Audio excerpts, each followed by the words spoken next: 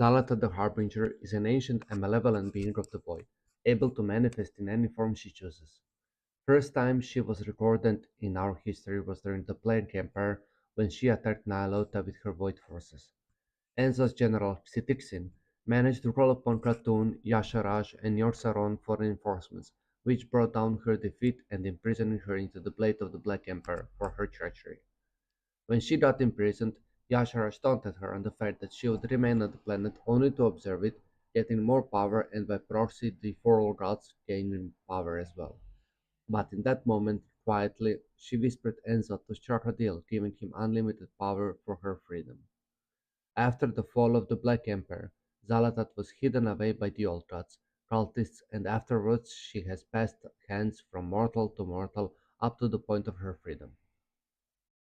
First mortal ever to encounter Xalatath was a troll witch doctor called Zando. Using his anger, she guided him to the base of Zandar Mountain and a forbidden mount of Blackstone, which was actually the body of Kitixin, an ancient Catraxi general of the old gods. Xalatath convinced Zando to resurrect the fallen general, which he obliged. Kitixin, upon resurrection, killed all of the trolls that resurrected him, and reality appeared to destroy troll civilization, beginning a centuries-old war which resulted in almost entire extinction of the Santalar trolls. After Xalatath was recalled, being in the possession of the Naga after the Great Sundering 10,000 years ago. Millennia later, Xalatath was found in the hands of Taurisen's wife Mordut, who led the assault on the Waldhammer city of Grimbatow. She used Xalatath to perform a ritual, bringing Grimbatoll's shadow life to attack the Waldhammers. However, Kadra's Waldhammer managed to defeat her and kill her, but Mordut Magic left Grimbatoll uninhabitable, also corrupting Dark Irons who fled into the depths into First Gardens. During the First and Second War, human bishop Natalie Celine studied dark magics used by the Orcish horde and learned that the Orc had used Xalatath in their rituals. Celine set out to destroy it, but when she touched the dagger, it spoke to her, and she decided that she needs to understand it before she could destroy it. Xalatath's whispers taught Celine about the void and its relations to light, giving birth to Shadow Magic Cult. Xalatath eventually incited rebellion among Celine's followers by convincing them that she was holding them back from true power, and in result they murdered her in her sleep. Later on, Tyrantor hid away her teachings, but were unable to find Xalatath. Lastly, Twilight Father, who led Twilight Hammer, came into possession of Xalatath, but did not dare to wield it. His successor, Twilight Deacon Farthing, eventually found Xalatath and wanted to use her to resurrect Zakash the Corruptor, a Catraxi buried in the Tomb of Tyr, but upon fighting a high priest, the player, he was about to lose where Xalatath finished off Farthing, telling him he was unworthy. During that era, Xalatath was whispering to the player about foes they were facing and looming threats of Enzoth. The priest ultimately drained Xalatath's power to draw out the corruption from the Sword, leaving the dagger in dormant state. Afterwards, priest either lost or abandoned Xalatath, and it has fallen into the hands of the Naga.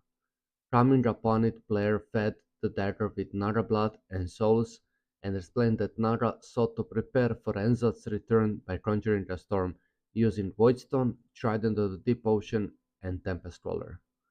During collection of the artifacts, player was tasked with killing High Elf Inanis using the Voidstone, and Xalatath possessed the corpse of Inanis, taking a mortal form. She brought the relics and player in front of Enzoth, bargaining her freedom, which he granted her.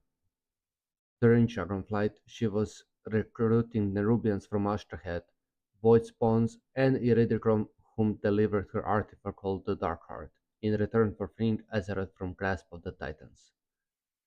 Towards the end of Dragonflight, she taunted Alleria in Telongra's Rift, using memories of Toralion, feeding an Alleria spear that she would get consumed by the Void, but Locust Walker destroyed the memory and ordered Harbinger to leave. During the Warrior Teen, Xalatath corrupted Princess Ansurek, making her kill her mother Neferes to make their people powerful using the Black Blood to transform Nerubians into Ascended. She also corrupted High Speaker Irich, Stormguard Goran, and a group of Arathi known as the Order of the Night. Then she disguised as a deceased Archmage Trenden, ushering Dalaran's teleportation to the Isle of the Dorn, where she made players sabotage Dalaran's defenses and in the end she destroyed it. Xalatath's final move was during Peledr's shift to Shadow.